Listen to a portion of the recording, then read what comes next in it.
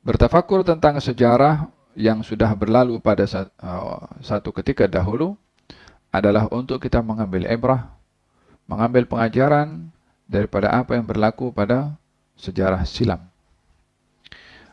Apa yang berlaku pada umat yang terdahulu itu boleh berlaku kepada umat yang masa akan datang. Jika umat di masa akan datang melakukan perbuatan yang sama dilakukan oleh umat yang terdahulu, di mana karena perbuatan itu Allah menghukum kepada mereka, maka umat yang akan datang bila melakukan perbuatan yang sama akan dihukum sama dengan umat yang terdahulu.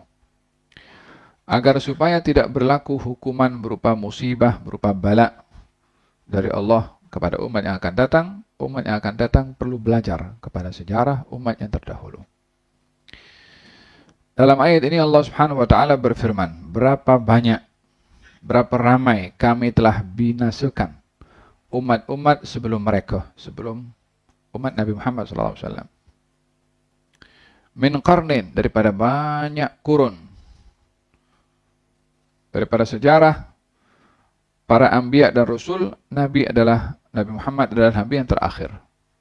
Sebelum Nabi Muhammad, banyak sekali Nabi dan Rasul yang diutus oleh Allah, yang setiap Nabi itu menyampaikan wahyu dari Allah, mendapati tantangan daripada kaumnya, sehingga ada di antara mereka yang dihukum dengan banjir, ada di antara mereka yang dihukum dengan hujan batu, ada di antara mereka yang ditelan bumi, ada di antara mereka yang dihantarkan angin, ada di antara mereka yang mati karena teriakan dahsyat dari malaikat yang mematikan kepada mereka di mana saja mereka berada, dan macam-macam hukuman dan musibah serta bala yang Allah berikan kepada umat-umat yang terdahulu, kurun-kurun sebelum Nabi Muhammad SAW. Hum asyaddu minhum batshan. Umat-umat yang terdahulu ini lebih hebat daripada engkau, wahai musyrikin Quraisy. Lebih memiliki kemahiran, skill, kepandaian, kekuatan, keperkasaan, kerajaan, dan macam-macam yang dimiliki oleh orang-orang Quraisy. Sebelum mereka, yang lebih hebat lagi, mereka memiliki segala-galanya. Fanaqabu fil bilad. Apa tandanya mereka boleh memiliki segala-galanya? Fanaqabu fil bilad. Naqabu fil bilad. Naqabu itu maksudnya berkeliling. Tidak ada tapak di atas muka bumi ini kecuali umat-umat yang terdahulu sudah pernah bertapak dan berkuasa. Setiap tempat di atas muka bumi ini ada umat-umat yang terdahulu yang kufur kepada Allah dan dihukum oleh Allah Subhanahu wa taala. Katanya, hal min mahis, adakah mereka yang berkuasa dahulu, yang lebih kuat, yang lebih memiliki skill? Adakah mereka dengan kesombongan, kemampuan, kekuasaan, harta benda, kekejaman, kezaliman yang mereka lakukan, adakah mereka terlepas daripada hukuman Allah Subhanahu wa taala? Tidak. Hal min mahis, hal min mafar. Ada tempat mereka untuk lari daripada hukumannya Allah? Adakah mereka boleh terlepas daripada hukumannya Allah? Tidak ada. Hatta mereka punya kuasa, hatta mereka mempunyai skill, hatta mereka mempunyai teknologi untuk zaman kita sekarang. Di dalam Al-Quranul Karim Allah Subhanahu wa taala berfirman, A'udzu billahi minasyaitonir rajim. Bismillahirrahmanirrahim. أولم يسيروا في الأرض فينظروا كيف كان عاقبة الذين من قبلهم كانوا أشد منهم قوة وأثاروا الأرض وعمروها أكثر مما عمروها وجاءتهم رسلهم بالبينات فما كان الله ليظلمهم ولكن كانوا أنفسهم يظلمون. Tidakkah kamu melihat dan berkeliling, berkelana di atas muka bumi ini, bermusafir, kemudian fayanzuru, lalu kamu tengok, lalu kamu berfikir, lalu kamu mengambil ibrah. Kita disuruh oleh Allah dalam ayat untuk kita bermusafir, berkeliling. Tapi tujuannya untuk mengambil ibrah. Atas apa?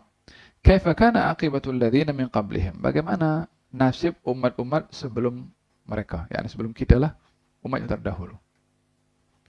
Mereka itu kanu asyadda minhum quwwah. Umat yang terdahulu lebih kuat daripada kamu. Kekuatan ekonomi, kekuatan tubuh badan, kekuatan akal fikiran, kekuatan dalam production, kekuatan di dalam tamadun, macam-macam bentuk kekuatan. Mereka lebih kuat daripada kita. Wa amaruha aktsara mimma amaruha. Orang-orang terdahulu mengimarahkan bumi ini lebih baik, lebih hebat, lebih bertamadun, lebih maju daripada kamu. Tapi apa yang berlaku kepada mereka? Bukankah kita sekarang kalau kita tengok macam mana kaum kesan-kesan peninggalan kaum Ad, kaum Samud. Bagaimana kaum Samud memahat gunung, diukir dengan seni ukir yang begitu menakjubkan. Ukiran itu bukan bukan biasa-biasa. Mereka itu ada skill, ada kemahiran. Orang sekarang pun susah nak buat macam itu. Kaum Ad juga demikian. Firaun juga demikian. Bukankah salah satu keajaiban dunia itu piramid? Mana orang yang bangun piramid? Apa nasibnya kira-kira sekarang? Bukankah kalau orang pergi ke mana itu? Pergi ke tempat Thamud, nampak itu kesan-kesan peninggalan dengan seni ukir yang begitu menakjubkan. Paham dong? Disuruh kita berkeliling, berkelana untuk kita mengambil ibrah daripada apa yang berlaku. Allah Subhanahu wa taala berfirman ketika mengatakan tentang Firaun, katanya, "Al-yawma nunajjika bibadanika litakuna liman khalfaka ayah." Hari ini kami selamatkan kamu, wahai Firaun. Firaunnya sudah mati. Diselamatkan tubuh badannya oleh Allah Subhanahu wa taala. Apa kelayakan tubuh badan Firaun untuk dijaga oleh Allah Subhanahu wa taala? Siapa dia sampai dijaga oleh Allah Subhanahu wa taala tubuh badannya? Apa kelayakannya? Muslim bukan, saleh, apalagi orang saleh, wali bukan. Apa yang menyebabkan Allah Subhanahu wa taala mengatakan al-yawma nunajjika? Hari ini aku selamatkan bibadanika, badanmu, badannya, ruhnya diadab oleh Allah Subhanahu wa taala. Apa tujuannya? Litakuna liman khalfaka ayah.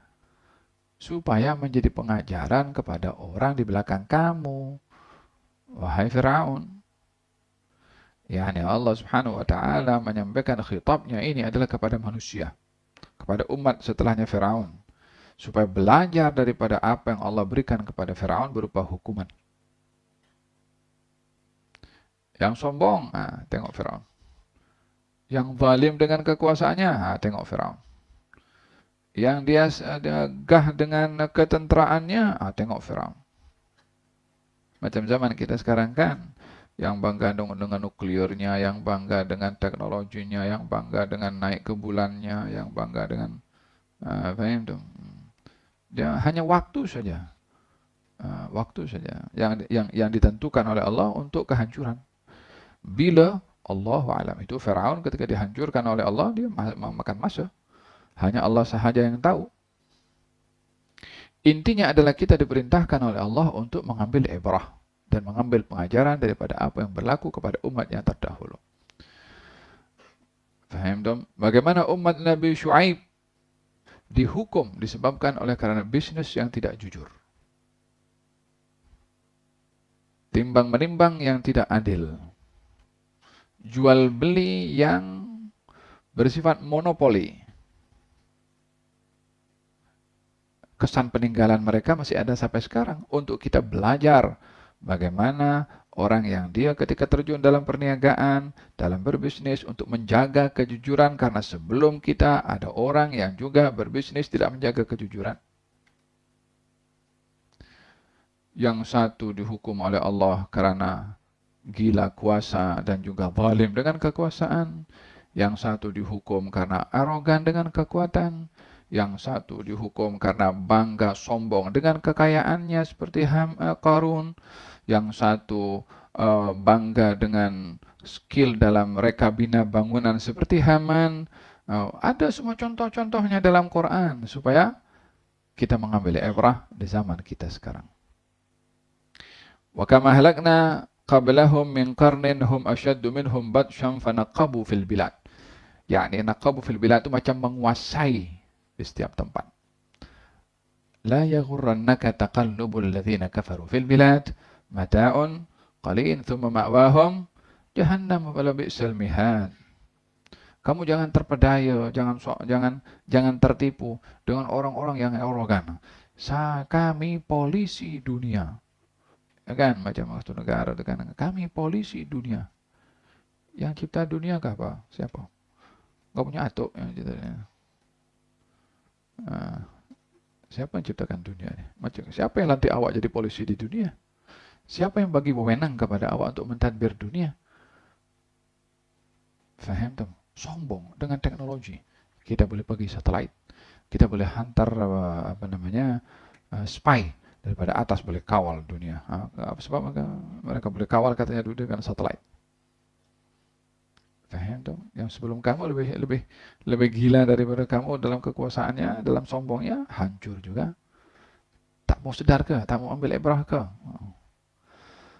Faham tuh? Fanaqabu fil bilad hal min mahis. Ada mereka boleh lepas daripada ketentuan Allah? Ada mereka boleh terlepas daripada perhitungannya Allah? Adakah mereka selamat dengan kekuasaannya? Tidak. Paham tuh? Firaun ketika melihat lautan terbelah menjadi dua, katanya, hada biqudrati. Ini dengan kuasa saya laut terbelah jadi dua. Ya khair, udkhul. Masuk situ dengan kuasa kamu. Masuk. Apa itu? Sampai Nabi Musa di sana ujung dah. Lihat Firaun sedang mengejar. Maka Nabi Musa ingin pukul. Lautan itu seperti mana tadi dipukul, terbelah, ingin dipukul sekali lagi untuk menyantum. Kata Allah, fatrukil bahra rahwan. Tunggu dulu Musa. Tadi masa engkau pukul lautan dengan tongkat, aku yang suruh. Sehingga dengan itu lautan terbelah dua. Saat ini engkau dah selamat sampai ke tepian dan kejar oleh Firaun, engkau nak pukul balik supaya air tercantum, tunggu perintah dari aku. Supaya pukulan itu dengan Tuhan, dengan nama Allah Subhanahu wa taala. Bukan karena Firaun dah dekat dah, kita takut nanti kena Firaun. Nak pukul lah, tunggu dulu. Faham tu? Iktimad bergantung kepada Allah Subhanahu wa taala. Fatrukil bahra rahwan innahum jundun mughraqun. Sampai sudah Firaun dah mulai dekat, kemudian sampai tentera. Dari ramainya tentera yang bersama dengan Firaun untuk mengejar Nabi Musa. The last one tentera masuk dalam lautan, baru diperintahkan untuk dipukul an bakrati abihim, daripada kepala sampai ke ekor. Tak seorang pun yang selamat. Habis dalam sekelip mata.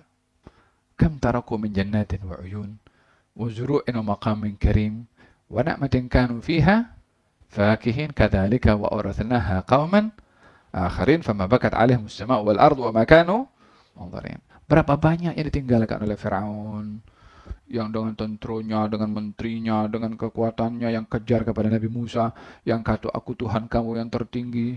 Kemudian apalagi ini lautan terbelah karena aku terbelah dengan kuasa. Engkau tenggelam dengan kekuasaanmu sendiri. Paham dong? Habis hartanya ditinggal, kerajaannya ditinggal, kekuasaannya ditinggal, skillnya ditinggal, tamadunnya ditinggal, khalas. Orang lain yang memanfaatkan. Fatrikil bahra rawhan innahum jundun mughraqun kam taraku min jannatin. Berapa banyak mereka meninggalkan lagi jannat, kebun-kebun yang indah. Wa uyun, mata air. Orang lainnya menikmati. Mana Firaunnya? Mana tenteranya? Khalas. Waktunya sudah tiba karena kesombongannya. Faham tuh? Wah, kata umat-umat yang sama yang terdahulu. Naam. Fanaqabu fil bilad hal min mahis inna fi dzalika ladzikra. Di dalam kamu itu melihat apa yang berlaku kepada umat-umat yang terdahulu, itu peringatan, itu ibrah, itu pengajaran, bukan dongeng, bukan cerita kosong. Untuk apa Allah panjang lebar cerita dalam Quran tentang umat-umat yang terdahulu? Kalau bukan tujuan untuk mengambil ibrah, untuk cerita, bukan tukang cerita Allah itu. Nak sampaikan message. Nah, cerita-cerita yang seronok didengar tanpa mengambil ibrah adalah itu satu sikap tidak sopan kepada Allah dan kepada firman-Nya Allah Subhanahu wa taala. Inna fi dzalika ladzikra, walihada katanya inna fi dzalika ladzikra. Di dalam cerita-cerita, dalam kisah-kisah, dalam sejarah umat-umat yang terdahulu, itu zikra, peringatan. Bagi siapa? Liman kana lahu qalbun. Bagi orang yang punya hati. Yang namanya orang kan punya hati semua. Liman kana lahu aqlun. Yang punya akal. Orang punya akal semua juga. Tapi tak semua orang menggunakan akal. Oleh sebab itu dikatakan liman kana lahu qalbun. Karena letak akal pada hakikatnya itu adalah di hati sini. Walaupun maksud daripada qalbun sini aklun, yang mau berakal, karena peringatan dan pengajaran serta ibrah diambil oleh akal fikiran. Di mana akal fikiran itu letaknya pada manusia? Al-qalb. Oleh hada dikatakan al-aqlus salim fil qalbis salim. Al-aqlus salim fil qalbis salim.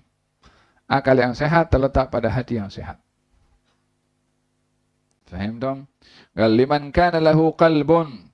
Itu semua adalah peringatan bagi orang yang punya hati, yakni yang punya akal fikiran. Au alqas sam'a, atau melemparkan pendengarannya wa huwa syahid, dalam keadaan dia sedar. Apa maksud melemparkan pendengaran? Dalam bahasa Arab ini bahagian daripada sastra, adab. Dalam bahasa alqa as-sam'a, melemparkan pendengaran. Maksudnya fokus. Sehingga pendengaran itu tidak fokus kepada yang lain. Oleh hada dikatakan ada beza orang mendengar dengan sami'a dengan istama'a. Kalau orang sami'a mendengar mungkin sambil berjalan. Atau mungkin sambil duduk. Atau mungkin sambil berbaring. Tapi kalau istama'a dia fokus. Faham dong? Alqa as-sam'a memberikan fokus pendengarannya dan tidak mendengarkan yang lain. Wahwa syahid, dalam keadaan dia ketika melemparkan pendengaran, ketika fokus, dia sedang sedar. Maksudnya di sini fokus 100% untuk mengambil ibrah daripada kejadian-kejadian terdahulu yang dikisahkan oleh Allah. Di sini Allah ingin memberitahukan hak daripada sejarah itu dibaca, didengari, dan yang terpenting sekali diambil ibrah.